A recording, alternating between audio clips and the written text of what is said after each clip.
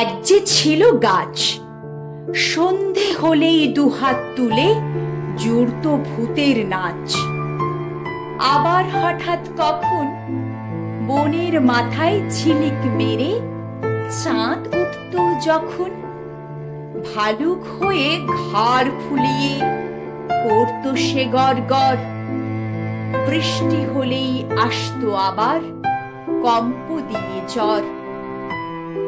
এক পশলার শেষে আবার যখন চাঁদ উঠত হেসে, কোথায় বাসে ভালুক গেল, কোথায় বাসেই গাছ? মুকুট হয়ে ঝাঁক বেঁধেছে লক্ষ হীরার মাছ। ভোরবেলাকার আবছায়াতে কাণ্ড হতো কি যে ভেবে পাইনি নিজে।